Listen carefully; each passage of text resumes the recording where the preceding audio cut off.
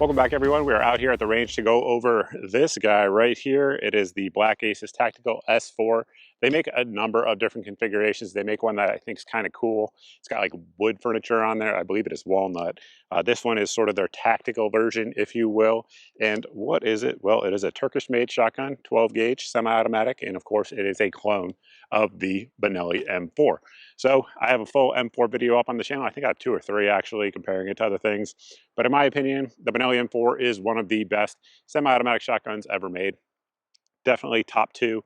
That is my personal opinion. So this gun absolutely had a big shadow to step into if it wanted to compete with that. Of course, the big thing on this is that it is about a third the price of a regular M4. For folks who don't know, basically what is the Benelli M4? It is an inertia-driven shotgun. So it has pistons up here on the front. We should be rolling in some photos so you guys can kind of see it. And what that allows it to do is self-regulate the gas in there. So that is the big kind of cool thing about the M4, is that in theory, you can fire all types of different loads through it, whether it be birdshot, buckshot, slugs, all of those sorts of things. And as long as it's roughly 1,200 feet per second or more, it should fire and cycle reliably. So that is the gun that we're going over today. But before we get into the details, tip to butt, I need a coffee break. Real quick, everyone, if you drink coffee and you care about supporting an American small business, then you have to check out the good folks over at Blackout Coffee. I know the owners. They are legitimately good Americans that think the way you and I do. And this isn't your average weak sauce corporate coffee. Blackout Coffee is roasted right here in the USA, in Florida, in fact, and by people who stand for faith, freedom, and hard work. They support our troops, the Second Amendment, and everything that makes this country great. They've got everything from whole beans and ground coffee to convenient pods and even instant coffee. Side note, I have had the instant coffee. For instant coffee, it's the best instant coffee I've ever had. That's not in the ad, that's just, I'm telling you, it's legitimately good. They have a ton of different roasts, even flavors, but a couple that stand out. The Morning Reaper, which is a smooth and bold medium roast that's perfect to start your day. And if you like it strong, go for the Brutal Awakening. It's their darkest roast, loaded with caffeine. And for my audience only, right now, if you head over to blackoutcoffee.com/Mr. Guns and Gear, spelled like the channel, and you enter code Mr. Guns and Gear at checkout, that will get you guys 20% off your first order. Once again, that is blackoutcoffee.com/Mr. Guns and Gear. Link on your screen and link in the description. It's time to ditch the woke coffee brands and fuel up with something real. Blackout Coffee, wake up with a purpose. Now that we are fully caffeinated, we're going to walk through it tip to butt as promised. So the barrel on there is your traditional 18.5-inch barrel due to laws as well as the ability to load the magazine to full capacity. It's a little bit of both on this one. So it is threaded there for chokes. I'm not sure if you guys can actually see that, but I will roll in photos if not. So that way, if you guys want to run whatever choke you want to, you can do so. You can also run a suppressor on there. One thing with the suppressor that you just kind of have to be careful on is some of those suppressors, the 12 gauge suppressors, kind of go back a little bit further from the actual muzzle itself. So if that's the case, you might have interference there with your gas tube. So just, think about it before you go out and buy one for it. But we have ran this gun suppressed. I'm not sure if I had footage out there that day. I may have, I may not have, but it ran fine suppressed, no issues at all. And additionally, continuing on back, the tube is a full capacity tube. So with your traditional 2.75-inch load, you're going to get 7 in the tube. You can get 1 in the chamber, and then because it is a M4 variant, you also can ghost load it, and it will run reliably ghost loaded. I can't show you how to ghost load anymore here on YouTube, but I do have a video up that has already been, demonetized and stuff like that by YouTube, so you guys can go check that video up on how to ghost load the Benelli. So you get 9 rounds of full power buckshot or slugs in this, or of course birdshot if that's what you want. That is a lot of firepower without having to reload. Now, some models of this gun have the just import restricted 5-round tube, but this is, again, is their fancy tactical one, so you have full capacity on there. Continuing on back, you can see we have this piece right here, which is both a heat shield as well as an optics mount, as well as a light laser mount. And we did all that about as expected. I didn't want to run like super expensive light and optic on there. So we used an O-light, and we used this little True Glow red dot on there, and both have run completely fine throughout the review. Not mad about that. Continuing on back here, this is your sling attachment point there up front. However, of course, with this particular model, with all the different 1913 rails, you would be able to run your sling however you want to, and the world is your oyster there. One thing I like about this model is gun grabbers hate heat shields for shotguns. I have no idea why, but I know they do. So just that alone makes me happy. But it is an option if you want to. If you want the more traditional, of course, you can do that. And then just like your standard M4, this piece here is a two-part handguard, and it comes apart rather for disassembly, allowing you access to the pistons. I have a full video on how to clean and lubricate a Benelli M4 as well, if you guys are interested in that. Continuing on back, we do have our charging handle. Now, on the Black Aces Tactical website, it says it's enlarged. I'm not sure what it's enlarged compared to. It looks pretty standardized to me, so take that for what it's worth. One thing I didn't mention when we were up front there is that the front sight is a white dot sight. It is drift adjustable for zeroing, and then of course our rear sight is a ghost ring, which is also adjustable for elevation as well as windage on this one. So definitely has good sights for sure. Nobody's gonna be mad about that. How does the Benelli M4 work? Well, glad you asked. So we have this button up underneath the trigger guard, and that is going to allow you to actually chamber around without firing the gun. So you do that, you lock it back, you can put a round there in the chamber, and then when you're ready to put the round in, press your button up front, and that will chamber it. If you just do this all day long, you're not gonna load the gun. So now you know, Tim Walls. So continuing on back to the actual trigger guard here, this is our safety. It is a cross bolt safety back here at the rear. So what I do is I actually use it with my knuckle, just like that. I'm not sure if you guys can see that, but as a right-handed shooter, that's all I do is when I get ready to shoot, I will come down like that.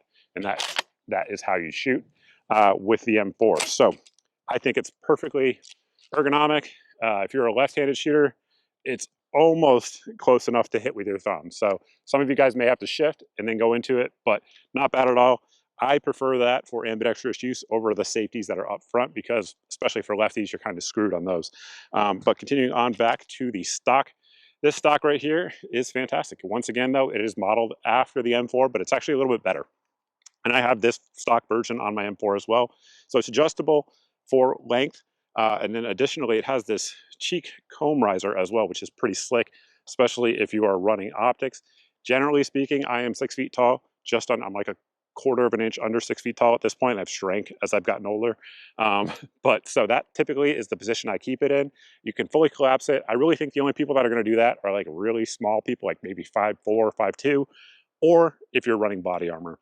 But to actually adjust it, all you do is hit this button right here, turn it, and you can pull it back and out or all the way in. And that is the adjustable stock system. To get the actual Benelli with this stock, there's some weird 922R points, so it's kind of hard to do, to be honest. But it's possible you can put it together.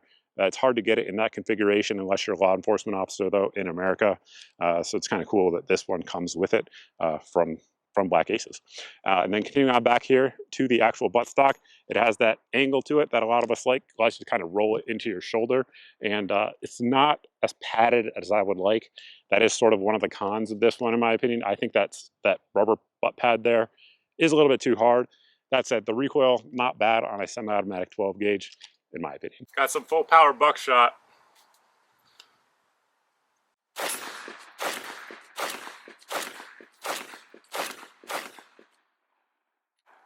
Just fine. So at this point, I think you know the details of the gun in terms of specs, features, all of those sorts of things. Now we're going to get into how did it actually work, what actually happened during testing. So again, I've had this one in for a while now, I think 7 or 8 months for the review. Just full disclosure, Black Aces did send this out for the review, but they don't get to see the video or anything like that before we published it. So what happened? Well, in the first 50 rounds, I had 3 malfunctions.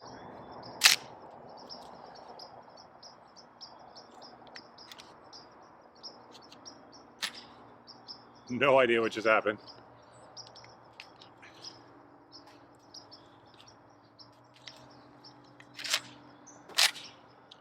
I don't know, I'll have to look at that. Same thing, a weird feeling there.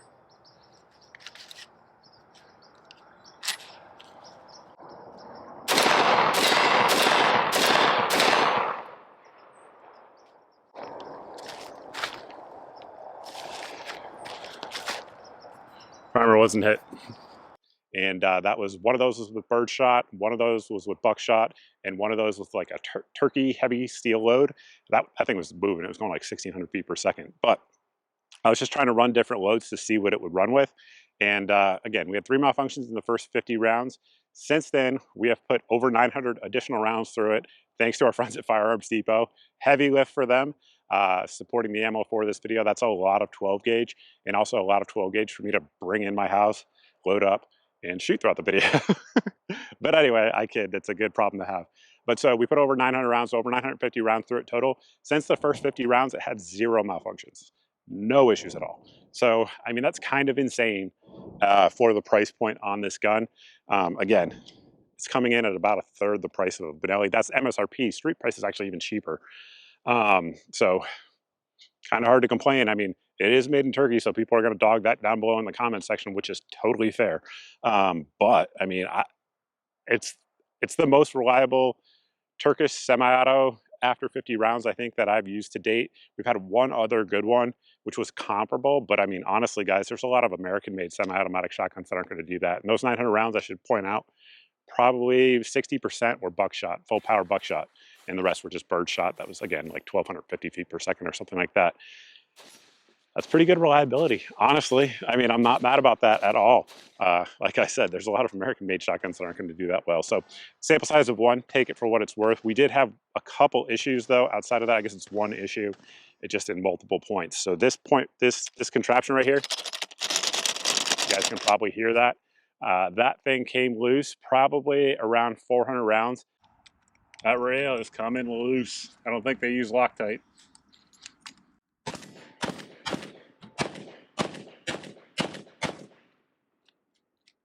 I tightened it back down just a little bit. I didn't put any Loctite on it, anything like that. Not trying to give it, you know, an advantage. I was trying to test it as it came, if you will. And about 200-300 rounds after that, came loose again. So as you guys can see, it is loose. After this video, I am going to Loctite it, so that way that never happens again. But it is not Loctited. That seems like a pretty simple QC thing the folks over at Black Aces Tactical can do. If they're watching this video, I would definitely recommend that you change the process, if you will, when these guns come in and you guys mount these accessories, because I believe these accessories are added in America. Make sure you guys Loctite that stuff down, some blue Loctite, and we'd be good to go. We would have no issues at all with the shotgun.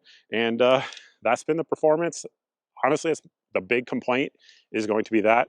The other thing that probably a lot of people aren't going to expect is going to be the weight on this thing. So this thing is heavy. I think as it sits right now, without the light and without the optic, it's like 10 pounds, 1 ounce. That is not light. And outside of the weight, one thing I forgot to point out was going to be our loading gate there. It is deburred. Absolutely no cuts or anything like that when loading this gun. It could be opened up a little bit more. That would be my preference, but it's nice and deburred, which is not always the case. You do this on a lot of shotguns, your fingers are going to be bloody. So this absolutely doesn't have that. So good job on the loading gate there. And all in all, I think for the money, it's a pretty darn good shotgun. Again, sample size of 1, check around the internet, see what other folks are saying. But I mean, after that initial quote unquote break-in period, this thing has ran and it's ran quite well. Most of us are capable of using Loctite to fix that issue. So all in all, definitely happy with it. I would recommend it based on my usage if it's something you're interested in.